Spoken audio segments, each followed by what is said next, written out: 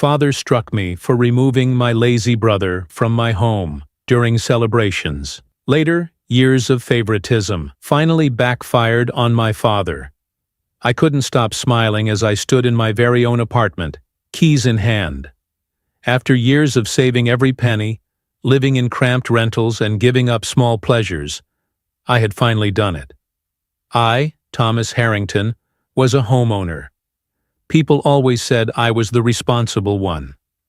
My younger brother jumped from one opportunity to another, always depending on others for money, while I worked diligently at Eastwood Publishing, saving every extra dollar. Our father always said my brother was finding his path, but I knew better. He had always been the favorite who could do no wrong. Running my hand along the kitchen counter, I whispered, "This is mine." It wasn't lavish, but it was mine. The mortgage would be challenging, but I had meticulously planned everything: spreadsheets, budgets, and calculated expenses. That's who I am, the planner, the responsible one, or as my brother calls me, the bore. I decided to host a modest housewarming gathering in my new Boston apartment. Nothing extravagant, just close colleagues and old university friends. I invited Father and my brother, though without much expectation. Father's response was predictable. "Son, I'm terribly busy with the accounting firm this weekend." My brother didn't even reply. Typical. Elizabeth from the editorial department arrived first. "Thomas, this place is marvelous," she exclaimed, presenting a bottle of wine. "You've actually done it." One by one, friends arrived bearing gifts. Soon the apartment filled with conversation and laughter, creating that homey atmosphere I'd longed for. To Thomas, my university friend Robert raised his glass later that evening. Proof that dedication and perseverance still prevail. Everyone cheered, bringing tears to my eyes. These people, my chosen family, were here celebrating with me. Father and my brother's absence stung slightly, but I was accustomed to it. They had always prioritized each other over me. 3 weeks after the gathering, on a quiet Sunday afternoon, my doorbell rang unexpectedly. Opening the door, my heart faltered. Father and my brother stood there, wearing familiar expressions I knew too well. "Aren't you going to invite us in?" Father asked, pushing past me without awaiting an answer. His expensive briefcase swung at his side as he strode inside.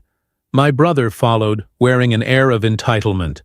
"I wasn't expecting you," I said, still standing by the open door. Father was already examining my kitchen, opening cupboards and drawers as if it were his property. "Thomas, you haven't even prepared dinner. It's already 5 o'clock. "Father, how could I prepare dinner when I didn't know you were coming?" I sighed, closing the door reluctantly. "You could have telephoned first." He dismissed my comment with a wave, a gesture that always made me feel insignificant. Meanwhile, my brother inspected my apartment like a property assessor, running his fingers along walls, peering into every room, shaking his head judgmentally. I offered to make tea, trying to be courteous despite their uninvited arrival. As I filled the kettle, my brother finally sat at the kitchen table with that look, the one that invariably preceded a request. "This is actually quite nice, Thomas," he said in a tone that typically presaged troublesome news. "The location is perfect, right in the heart of everything." "Thank you," I replied cautiously, setting 3 mugs down. My brother traced the table's edge with his finger. "I have news. Rebecca and I separated. She wanted me to contribute to expenses, can you imagine? After 5 months together." I focused on pouring tea while he continued. "Anyway, I had to leave her place, and you know how Boston rents are these days." He paused meaningfully. "I was thinking I could stay here with you for a few months, just temporarily, until I secure employment and stabilize." "I don't think that's advisable," I said, placing the mug down carefully.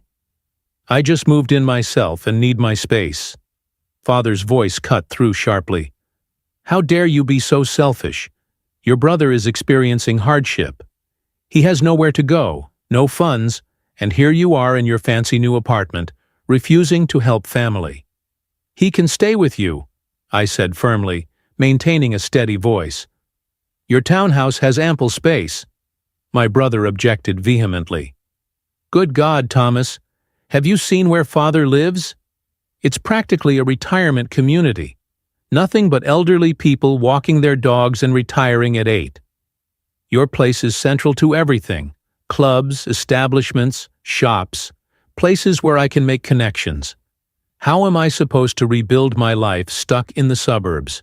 You're being incredibly self-centered." They continued their well-practiced routine. When I refused, my brother would become teary-eyed. When that failed, Father would launch into another lecture about family loyalty. Then Father delivered the final blow. "Your mother would be so disappointed in you. She always taught you boys to care for each other. What would she think, seeing you abandon your own brother?" That struck hard. Mother had passed away 5 years ago, and Father knew how to weaponize her memory. I felt my resistance evaporating. "Fine," I conceded bitterly. 4 months maximum." "You're the best brother ever," he exclaimed, his tears mysteriously vanishing. "I'll start job hunting tomorrow." The following evening he arrived with enormous trunks and numerous parcels. I barely had time to process my agreement before he was pushing through the door. "Where's my chamber?" he asked, wheeling his luggage down the hallway. He glanced around, then stopped at my bedroom door. "This one's perfect. The view is magnificent." "That's my room," I stated quickly. "You'll occupy the guest room." The first night, I prepared a modest dinner for both of us. My brother was still unpacking, complaining about inadequate closet space when I called him to the table. I established some ground rules: no loud noises as I wake early for work, careful use of utilities including short showers, and no guests without prior permission. Surprisingly, the first week progressed well. I departed early for work, and my brother reportedly spent mornings preparing for job interviews.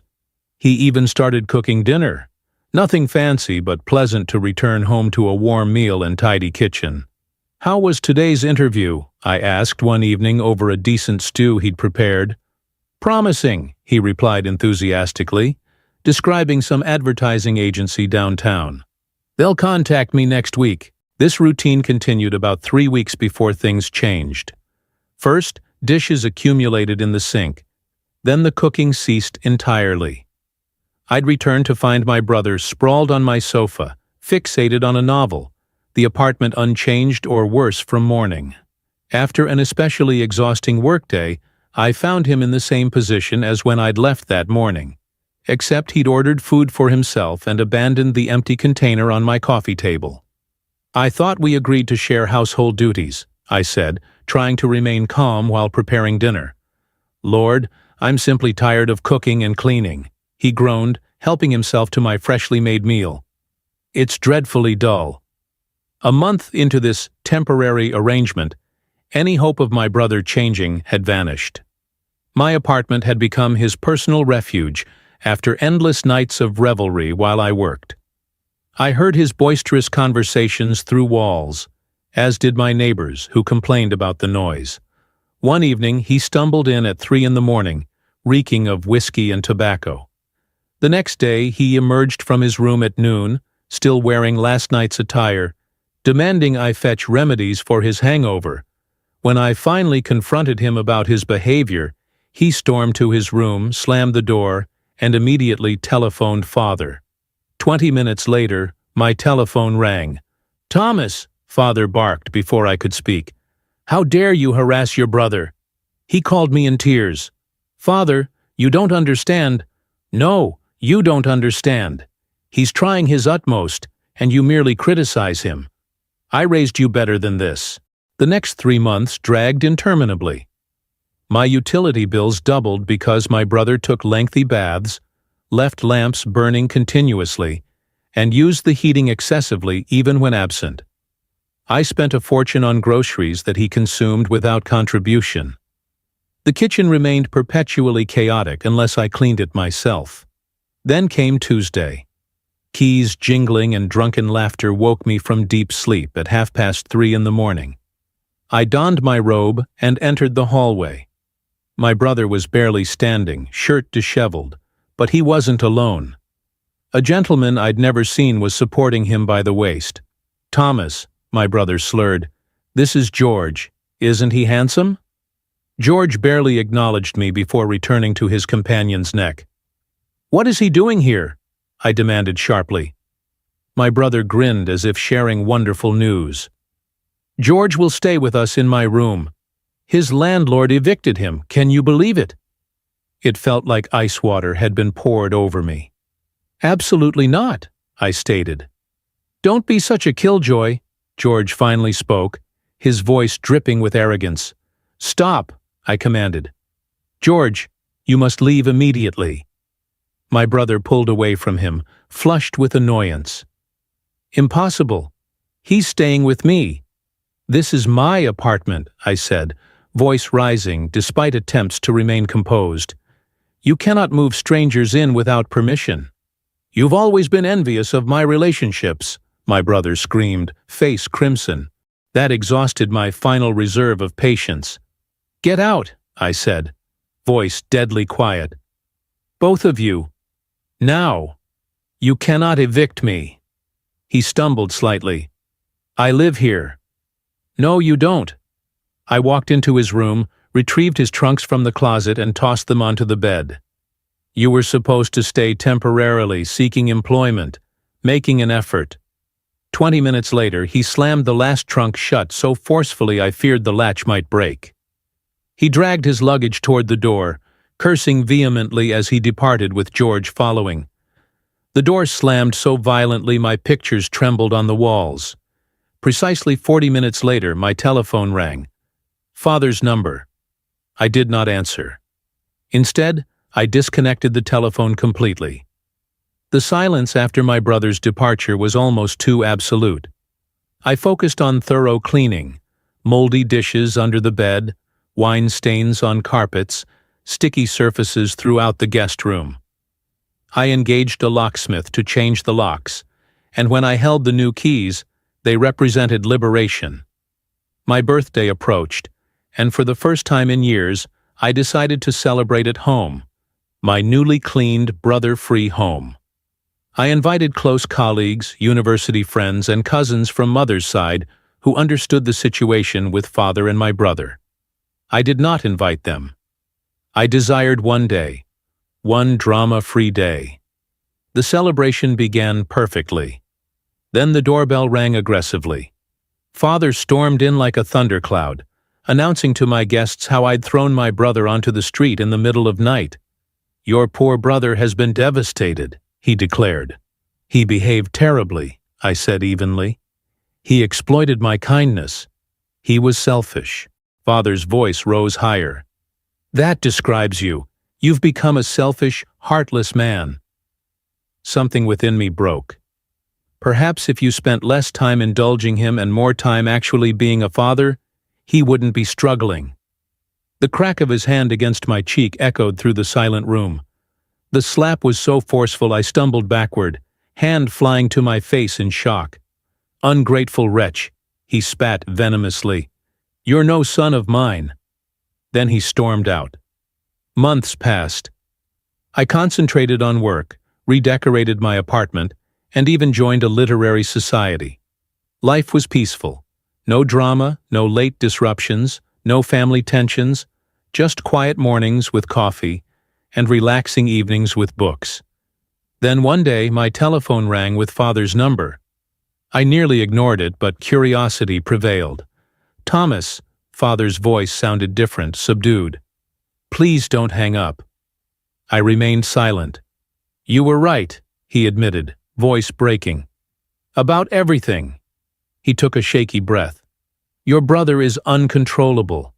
He and that George have commandeered my house. They don't work, don't assist with anything, just create constant disorder. They host these gatherings in my quiet neighborhood, and when I attempted to intervene last week, your brother," his voice cracked. "He pushed me, Thomas. He actually pushed me down." Father was weeping now. I need your help. Please, I don't know what to do." I sat listening, remembering the sting of his slap, his words on my birthday. "You must resolve this yourself, Father," I said quietly. "Your golden child is your concern now." Then I hung up and blocked his number. Family gossip still reached me. Father had filed eviction proceedings against my brother and George. The house had become a battleground with daily shouting matches loud enough for neighbors to hear. One night, police arrived after reports of disturbances. I don't know how the eviction case concluded. I don't know if my brother and George eventually left, or if they continue making Father's life miserable. I don't know if Father finally learned his lesson. But here's what I do know. My apartment is tranquil. My expenses are normal again. My dishes remain clean. My lamps get extinguished. No one helps themselves to my provisions. And I sleep soundly. No drunken laughter, no slamming doors, just peace. If you enjoyed this story, please subscribe to the channel for more compelling tales of family dynamics and personal growth.